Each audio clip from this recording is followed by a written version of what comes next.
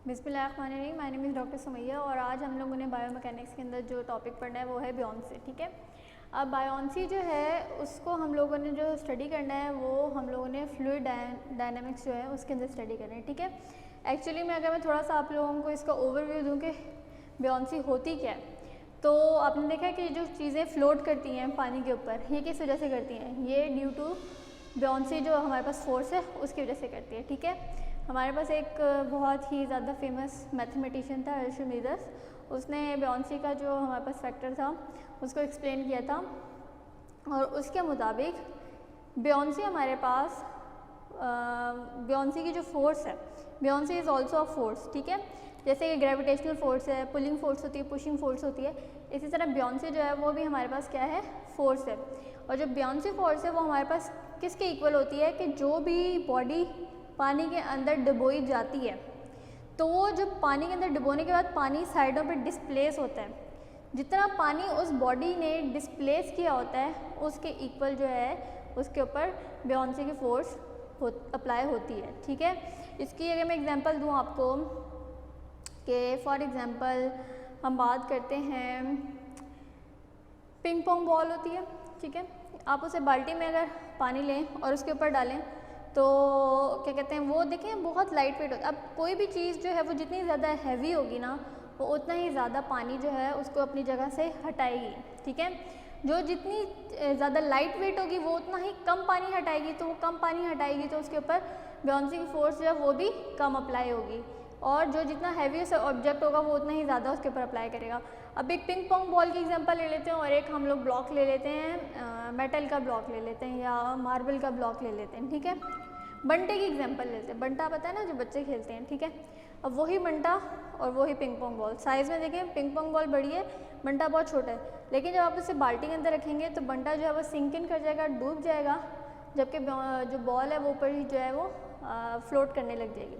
तो इसका मतलब ये है कि साइज़ से फ़र्क नहीं पड़ता, वो ऑब्जेक्ट जो कि हम सबमर्ज कर रहे हैं उसके ऊपर, पानी के ऊपर, तो उसका वेट जो है वो हमारे पास इम्पॉर्टेंट रोल प्ले करता है किसी भी ऑब्जेक्ट की फ्लोटिंग के अंदर। ठीक है, अब हम लोग जो हैं आपके बुक के अंदर जो है पेज नंबर 455 पे 457 के ऊपर ये टॉपिक है, इसके ऊपर 457 के स्टार्ट में ही ना हमारे पास यहाँ पे किसी भी फ्लूइड की जो है वो डेंसिटी लिखी हुई है, साथ में स्पेसिफिक वेट लिखा हुआ है। स्पेसिफिक वेट जो है ये ऑलरेडी कैलकुलेटेड होता है, और जो स्पेसिफिक वेट होता है ना वो हम विद रेफरेंस टू समथिंग करते हैं। ठीक है, सबसे लाइट फ्लूइड्स में अगर हम देखें सबसे लाइट वेट चीज़ जो है वो क्या होती है, वो हमारे पास फ्रेश वाटर होता है। ठीक है, क्योंकि उसके अंदर कोई भी चीज़ हमने नहीं मिलाई होती। आप उसके मुकाबले में कोई ऐसा वाटर ले आते हैं जिसके अंदर नमक मिला हुआ है या चीनी मिली हुई है या कोई भी इस तरह की चीज़, रेत मिली हुई है, कोई भी इस तरह की चीज़ मिली हुई होती है, तो अगर पानी के अंदर इस तरह की कोई कंटेमिनेशन मिल जाती है तो उसकी डेंसिटी जो है वो इंक्रीज़ हो जाती है। ठीक है, डेंसिटी का फॉर्मूला क्या होता है, मैस बाय वॉल्यूम होता है ना, तो मैस जो है अगर वो उसके अंदर कुछ ज़्यादा हो जाएगा तो उसका मतलब है कि उसकी डेंसिटी भी जो है वो ज़्यादा हो जाएगी, क्योंकि वो दोनों डायरेक्टली प्रोपोर्शनल होते हैं।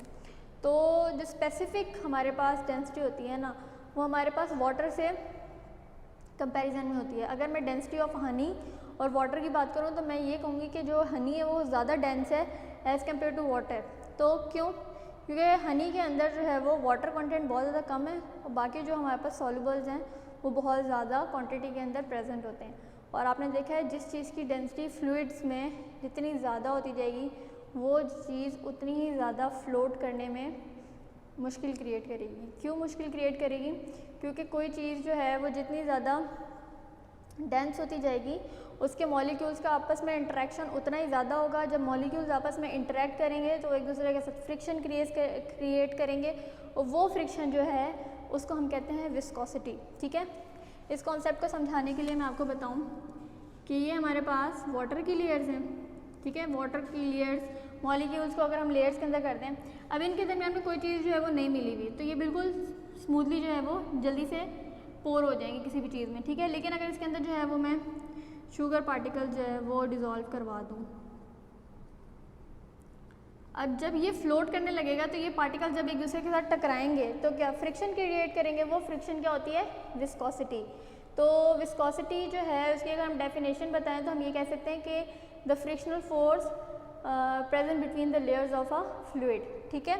तो ये इस वजह से जब हनी है, जब हम उसे पोर करने लगते हैं किसी भी चीज़ से, जार से, तो वो हमारे पास ज़्यादा टाइम लेती है एज़ कम्पेयर टू अगर हम लोग वाटर को पोर कराएं, ठीक है।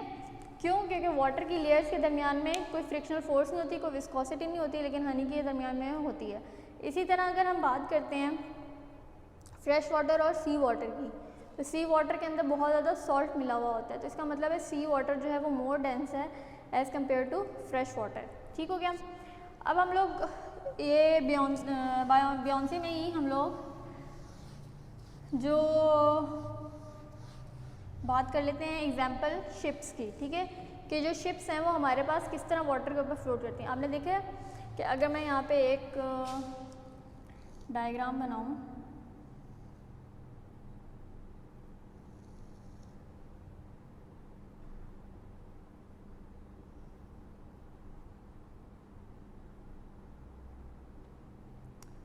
ठीक है, ये हमारे पास जो है वो कोई भी खुश्की का जो है वो मतलब ये है, ठीक है, ये ग्रास लगी हुई है, यहाँ पे ये दरख्त हैं, ये खुश्की है, और ये बाकी सारा जो है वो समंदर है, ठीक है। अब आपने देखा है, जो कभी आपका समंदर पे जाने का इत्तेफाक हुआ हो तो आपने देखा है कि जब आप समंदर के बिल्कुल साहिल पे खड़े होते हैं तो रेत और पानी जो है उसके दरम्यान में बहुत थोड़ा सा डिफरेंस होता है कि पानी आता है वो आपके पाँव के ऊपर से गुजर जाएगा, फिर वहाँ पे आपके पाँव जो है वो ज़मीन के ऊपर लगे थे। लेकिन अब जैसे जैसे आगे जाते हैं आपका पानी का लेवल जो है वो आहिस्ता आहिस्ता आहिस्ता आहिस्ता ऊपर आना स्टार्ट हो जाता है। इसका मतलब क्या होता है कि पानी जो है वो ज़्यादा गहराई की तरफ जा रहा है, ठीक है। तो जो हमारे पास शोर होता है ना करीब, वहाँ पर जो वाटर होता है वो शैलो होता है, और जैसे जैसे आप दूर जाते जाते हैं तो वो हमारे पास डीप होते जाते हैं, ठीक है। अब बियोंसे के जो कॉन्सेप्ट है ना उसको समझने की आपने यहाँ पे कोशिश करनी है, ठीक है। आपने देखे जो बड़े बड़े बहरी जहाज़ होते हैं, बहुत बड़े बड़े बहरी जहाज़ होते हैं, वो किसके बने होते हैं? आयरन के बने होते हैं, ठीक है। तो इसलिए आपने देखा उनको जंग भी लग जाता है, और जो पुराने जहाज़ हो जाते हैं उनको जंग की वजह से उनके अंदर लीकेज होना स्टार्ट हो जाती है और उनको हम लोग डिस्कार्ड कर देते हैं और उसकी जगह नए हम लोग जो है वो करते हैं, ठीक है। जो बड़े बड़े बहरी जहाज़ होते हैं ना वो कभी भी जो है वो साहिल के करीब आके जो है वो अब नहीं रुकते, ठीक है। वो काफ़ी दूर जहाँ पे डीप वाटर होता है वहीं पे जो है वो रुक जाते हैं, ठीक है। और उनके ऊपर जो सामान होता है वो छोटी छोटी कश्तियों के अंदर जो है वो लाद के साहिल के ऊपर लेके आया जाता है, ऐसी है। अब ऐसा क्यों होता है?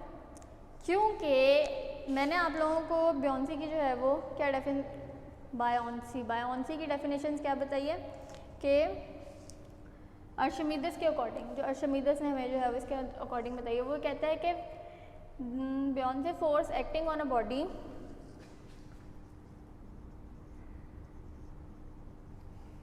बियोंसे force acting on a body is equal to the weight of the fluid displaced by the body, to the weight of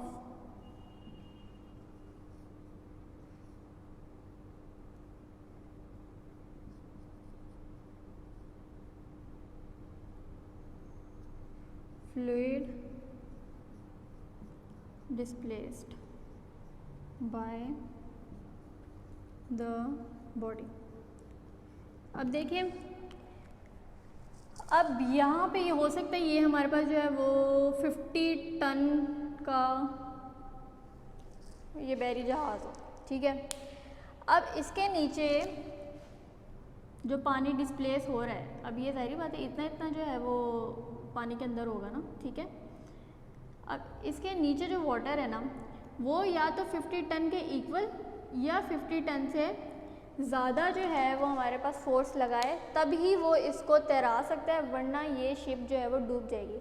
अब जैसे जैसे ये करीब आता जाएगा पानी जो है उसका लेवल जो है वो आहिस्ता आहिस्ता कम होता जाएगा। हो सकता है ये करीब आए और इसका 50 टन जो है उससे कम शैलो वाटर की तरफ उसके ऊपर बायोंसी फोर्स लगे, तो उस वजह से वो सिंक इन कर जाए। सबसे पहली बात, जो बायोंसी फोर्स होती है इसकी डायरेक्शन हमेशा अपवर्ड्स होती है।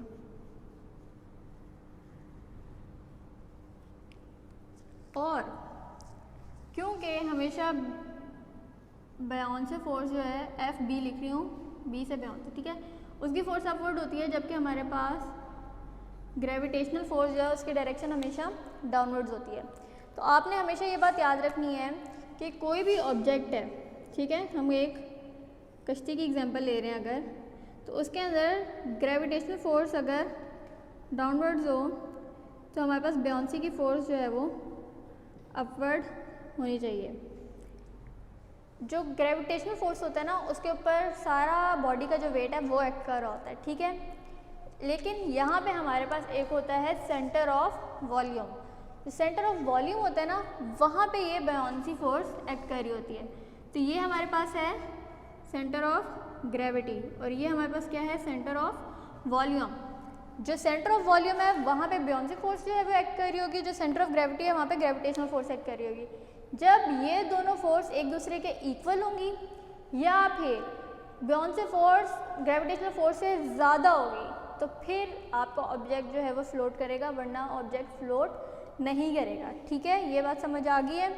अब यहाँ पे हम बात कर लेते हैं कि देखें, मैंने आपको एक एग्जांपल बताई है कि मैंने एक बाल्टी ली, उसके अंदर मैंने एक पिंग पोंग बॉल रखी। अब पिंग पोंग बॉल बहुत ज़्यादा लाइट वेट होती है, ठीक है, जबकि इसके मुकाबले में मैंने एक कोई आयरन की बॉल रखी जो कि अंदर से बिल्कुल फिल्ड, ये क्योंकि इसके अंदर एयर होती है ना और ये जो है वो बिल्कुल फिल्ड होती है, तो ये हमारे पास वेट में ज़्यादा थी, तो ये हमारे पास सिंक इन करके जो है वो नीचे आ जाएगी। क्यों? क्योंकि इसके नीचे जो हो सकता है वाटर है ना वो उतनी फोर्स अप्लाई नहीं कर पा रहा, उतनी बायोंसी फोर्स अप्लाई नहीं कर पा रहा जितना इसका वेट है। हो सकता है इसका वेट हो 100 ग्राम्स, ठीक है, लेकिन इसके नीचे जो वाटर आ रहा है वो हो सकता हो 90 ग्राम्स। तो क्योंकि वो 90 ग्राम्स है तो ऑब्वियसली बात है वो 100 ग्राम्स की फोर्स अप्लाई नहीं कर पाएगा, तो वो जो है वो सिंक इन करा।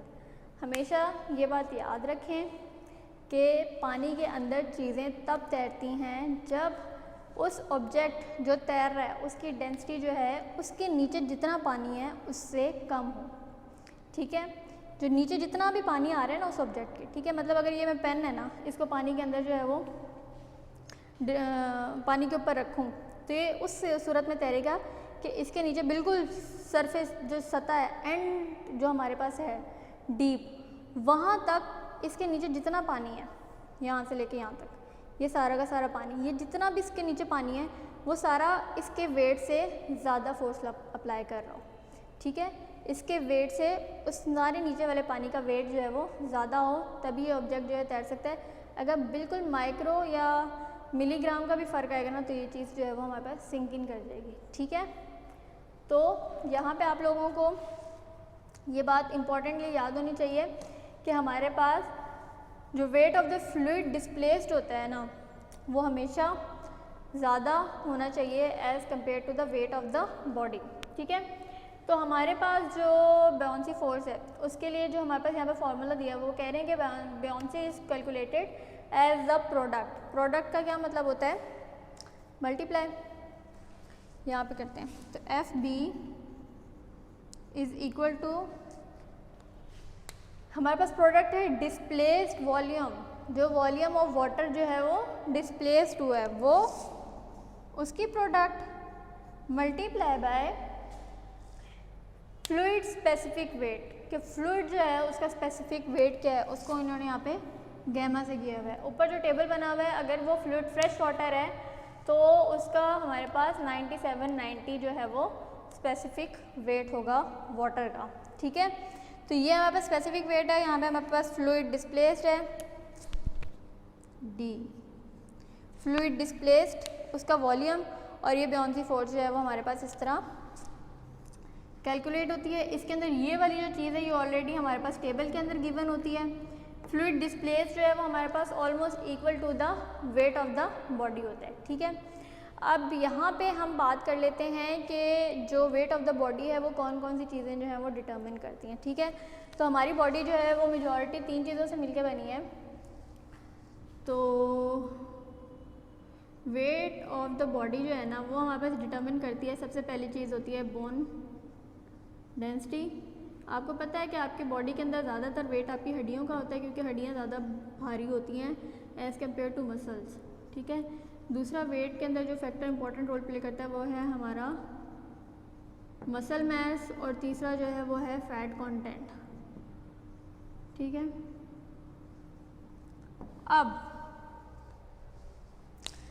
अब अगर हम लोग एक ऐसा बंदा लें जिसकी बोन्स एंड मसल्स का मास जो है वो बहुत ज़्यादा है एज़ कम्पेयर टू फैट, कि उसके अंदर फैट बहुत कम है लेकिन उसके बाद मसल्स और बोन्स उसकी बहुत ज़्यादा हैवी हैं, ठीक है। तो वो हमारे पास जो है वो बहुत ज़्यादा हैवियर कैटेगरी में आएगा एज़ कम्पेयर टू ऐसा बंदा जिसके ऊपर फैट बहुत ज़्यादा है लेकिन उसके मसल एंड बोन्स जो है वो कम है। इसको एग्जांपल समझाने के लिए मैं बनाती हूँ कि बहुत मोटे से लोग हैं दो, ठीक है।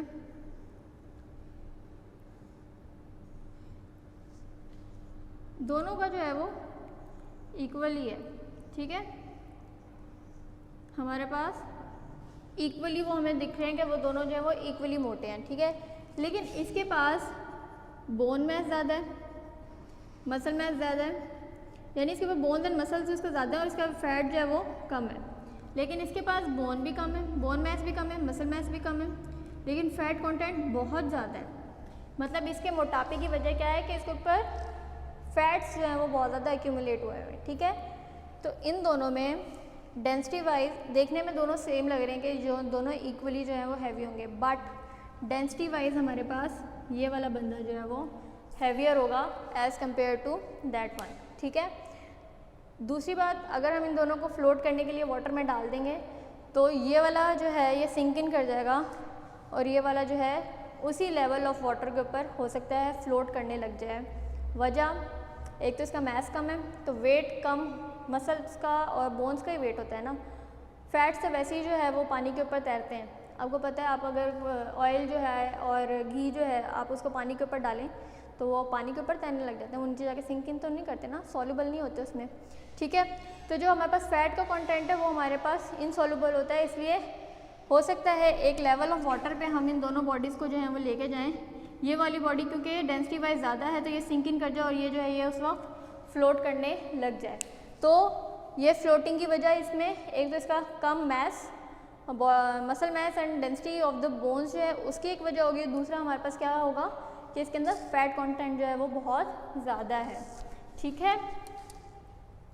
अब हम लोगों ने यहाँ पे 3 बातें देख ली। फ्लोटेशन की बात कर लेते हैं। अब मैंने फ्लोटेशन के अंदर बात बताई है ना कि फ्लोटेशन में क्या है कि आपका जो ब्योंसी फोर्स है वो वेट के इक्वल होगी तो बॉडी जो है वो फ्लोट करने लग जाएगी। अगर ब्योंसी फोर्स जो है वो लेस देन वेट होगी तो बॉडी जो है वो सिंक कर जाएगी, ठीक है। अब हम लोग बात कर लेते हैं कि आपकी बॉडी जो है जब उसका वेट एंड ब्योंसी फोर्स जो है वो इक्वल होंगे तो वो किस तरह फ्लोट करेगी। वो जिस फ्लोटिंग कंडीशन में होगी उसको हम कहेंगे कि ये हमारे पास स्टैटिक इक्विलिब्रियम में है। स्टैटिक इक्विलिब्रियम का क्या मतलब है कि उसका सेंटर ऑफ ग्रेविटी जो है वो चेंज नहीं होगा, ठीक है। सेंटर ऑफ ग्रेविटी जो है वो जब चेंज नहीं होता तो हमारे पास बॉडी जो है वो किस में होती है, स्टैटिक इक्विलिब्रियम में होती है, ठीक हो गया। आगे हम लोग बात कर लेते हैं कि हाँ, फ्लोटेशन ऑफ ह्यूमन बॉडी। आपने देखा है कि इंसान जो है जब वो मर जाता है तो फ्लोट करने लग जाता है वाटर पे जब डेड बॉडी होती है, ठीक है। लेकिन अगर इंसान ज़िंदा होता है तो वो उसी वाटर के लेवल के ऊपर जो है वो सिंक कर जाता है। इसकी क्या वजह है? इसकी वजह ये है कि जब इंसान मर जाता है ना तो उसके अंदर जो है वो डिकम्पोजिशन जो है वो स्टार्ट हो जाती है, ठीक है। उस डिकम्पोजिशन को कौन जो है वो स्टार्ट कराता है? बैक्टीरिया एंड माइक्रो ऑर्गेनिजम्स, ठीक है। अब बैक्टीरिया एंड माइक्रो ऑर्गेनिज्म जब डिकम्पोजिशन स्टार्ट कराएंगे तो ऑब्वियसली वो वहाँ पे गैशियस प्रोडक्शन करेंगे। गैस क्या होती है हमारे पास? लाइटर इन वेट होती है एज़ कम्पेयर टू वाटर। जब तक हम फोर्सफुली उससे गैस को वाटर के अंदर डिजोल्व नहीं कराते तो वो हमारे पास वाटर से बाहर निकलने की कोशिश करती है, ठीक है। जैसे आपने देखा पेप्सी को आप खोलते हैं तो जब वो जब की आवाज़ आती है तो वो क्या होता है कि वो हमारे पास गैस को उन्होंने बहुत ज़्यादा प्रेशर के साथ जो है वो डिज़ोल्व किया होता है, लेकिन जैसे आप खोलते हैं तो मोस्ट ऑफ द गैस जो है वो निकल जाती है। तो इसी तरह जब डेड बॉडी के अंदर डिकम्पोजिशन स्टार्ट होती है तो उसके अंदर जो बैक्टीरिया एंड माइक्रो ऑर्गेनिजम्स होते हैं उनकी रेस्पिरेटरी एक्टिविटी की वजह से वहाँ पे गैसेस प्रोड्यूस होती हैं, वो गैसेस बाहर नहीं निकलती तो अंदर गैसेस जो है वो बॉडी के अंदर गैसेस एक्यूमुलेशन होना स्टार्ट हो जाती है, जिसकी वजह से बॉडी जो है वो एज अ बलून एक्ट करती है और वो अगर सतह में भी होगी, समंदर की तह के अंदर भी पड़ी होगी तो ड्यू टू एयर एक्यूमुलेशन वो लाइट हो जाएगी और जैसी वो लाइट होगी उसका वेट कम होगा, वो ऊपर की तरफ आ जाएगी। इसीलिए जो क्रिमिनल्स होते हैं जो कि चाह रहे होते हैं कि बॉडी ना मिले तो वो खाली पहले ऐसे होता था ना, खाली फेंक देते थे, फिर कुछ अर्से बाद जो है बॉडी ऊपर आ जाती थी, बॉडी मिल जाती होती थी। तो अगर वो चाहते हैं कि मतलब बॉडी ना मिले तो वो क्या करते हैं, वो बॉडी के साथ जो है वो पत्थर उसकी टांगों के साथ बांध देते हैं, हाथ के साथ बांध देते हैं और उन पत्थरों को भी साथ में फेंक देते हैं सो दैट पत्थर तो जो है वो हैवी होता है ना, तो वो नीचे जाके बैठ जाएगा तो वो ऊपर तो नहीं आएगा, उसके अंदर तो कोई गैशियस एक्टिविटी नहीं होगी। तो बॉडी के अंदर गैशियस एक्टिविटी होगी तो अगर वो फ्लोट करने की कोशिश भी करेगी तो वो उन पत्थरों की वजह से जो है वो सतह में ही रहेगी, तह में ही रहेगी, ऊपर नहीं आएगी, ठीक है। तो ये सारा जो है वो आपका बियॉन्से का कॉन्सेप्ट था। होपफुली बेटा आप लोगों को समझ आ गई होगी।